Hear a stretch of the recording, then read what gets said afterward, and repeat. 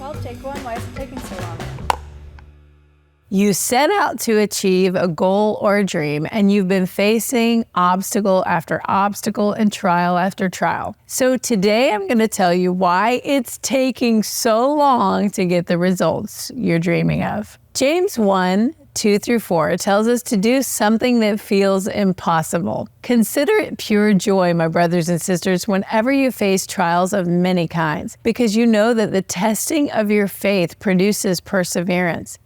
Let perseverance finish its work so that you may be mature and complete, not lacking anything. Pure joy? When we read that we are to think of trials as pure joy, we're flabbergasted. But James is not telling us that trials should feel like joy. He's telling us that we are to think of them as joy, which means that there's a lot of mental work to be done. And that work is best described in terms of a heart transplant. Follow me for a minute. The word courage enters the English language from a French word that means heart. In fact, when we see a bold and courageous person, we often say, he has heart. Courage is the heart of us. As long as courage keeps rhythm inside our chests, we're awake and alive, but without it, we can't go on. When our courage gives out, therefore, we need a transplant from someone who feels stronger and more filled with faith. The heart transplant process is called encouragement. Encouragement, it's transplanting courage from one person to another. Encouragers can deliberately place courage inside of us. Now, joy is a little different from courage because joy is like our blood. As long as it runs through our days, we live full and healthy lives. But without joy, we wither slowly. Thankfully, there's a solution for diminishing joy: a transfusion. When we can't find joy easily, we can make a decision to transfer joy straight from the Holy Spirit into our circumstances. The transfusion process is called enjoyment. Enjoyment is the act of infusing joy into a situation, and joy is the fruit of the Spirit. So we have to ask God for it. The Holy Spirit can deliberately place joy into our trials for us. These medical analogies are not too far-fetched. A cheerful heart is like good medicine, the Bible tells us. The New Living Translation offers a few different words to express James 1:2-4, and they make the mystery much clearer. The translators interpreted James's writing this way: Dear brothers and sisters, when troubles come your way, consider it an opportunity for great joy. For you know that when your faith is tested, your endurance has a chance to grow. So let it grow. For when your endurance is fully developed, you will be perfect and complete, needing nothing. Trials are not a great joy in and of themselves, but they're an opportunity for great joy, and that's different. When I was a high school English teacher, I started thinking of inconveniences as spiritual workouts. When one of my students would have a behavioral meltdown in the classroom, I would stop before I disciplined from a place of annoyance instead of from love. And I would whisper to myself, this is just an exercise. Or when a family member would do something that really irritated or hurt me, I would stop before replying rudely and breathe in, this is just an exercise.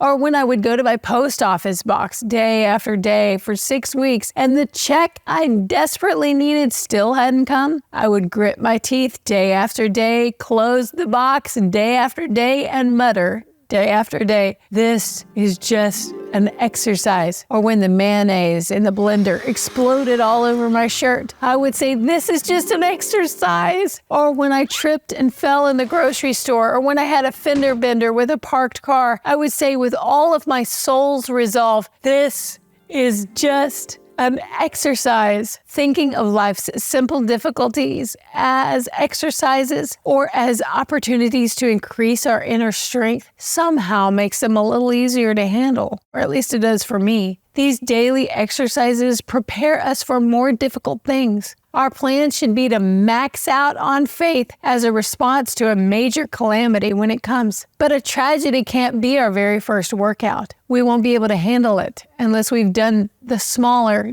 daily workouts in advance. When we regularly and purposefully try to lift the heavy weights of patience and forgiveness in each situation, That is learning to apply faith, and it is definitely a spiritual exercise. Then later, when a catastrophe hits, the outcome is so much better than if we had had no weightlifting experience at all. We find ourselves acting with more control and more kindness when we've been prepared. We will discover nights of real rest in the Lord, and we will not fall into deep wells of fear. If we can be intentional about applying faith in difficulty, then we can be intentional about adding joy to difficulty as well. Applying faith must be on our to-do list, and adding joy has to be part of the plan. If we're not intentional about both, we will end up doing anything but being faithful and joyful. Only in the sense that we're intentional and expecting the Holy Spirit to put joy into our trials can we actually enjoy them. I can't explain how to go about adding joy or how the transfusion of enjoyment occurs, but miraculously it does. I think of the verse in Isaiah 45:3, where God promises to give us the treasures hidden in the darkness, secret riches. Though God is addressing a specific historical situation in that context, we can certainly apply that verse to ourselves. He always gives us precious rewards, even joy during periods of cold and dark suffering, if we will just look for them. I discovered this in the midst of a period of distress in my life. A series of events seemed to be leading to a failure that would be impossible for anyone to reverse. I felt afraid. I didn't know what to do. I had no one to lean on. Finally, after a month of worrying about it, I finally decided to turn on a praise playlist, sit down on the floor, and just cry. That's it. I give up, Lord. I'm going to praise until I find some kind of treasure in this darkness. You've never failed me before, and I know you won't start now. I sang for more than an hour, and by the end of the playlist, tears were streaming down my face. At first, I'd felt no real emotion over the words of the songs, but eventually my heart warmed into peaceful awareness of His presence. I was totally confident in Him and totally free. And I felt totally loved. My worries suddenly seemed like gnats, not big monsters. And there was the reward. It's you, I prayed.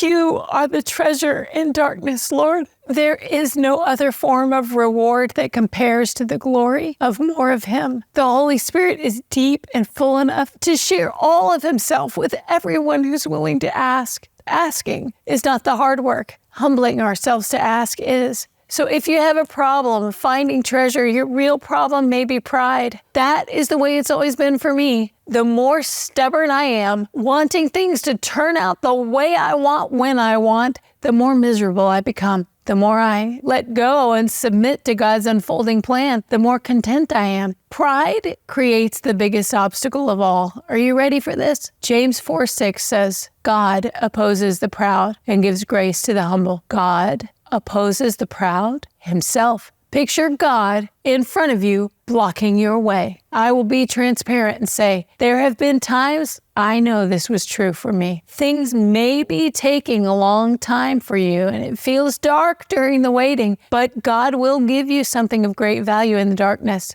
And sometimes the treasures He gives us are more tender moments or sweet gestures from others. Sometimes they come in the form of provision or a complete change in circumstance. But always, always, always, our reward is a greater awareness of His nearness. And it may take some of that spiritual exercise to start recognizing it. It might take some hard work. Heaven forbid that we become so hurried that we leave this truth buried. If we dig for hidden treasure on our journey instead of just walking right past it, then it will be ours forever. We will know without doubting that He is close to us. We will know that He's near and He's all we need. And that is pure joy. If this video has meant a lot to you, please share it with someone who could use some joy.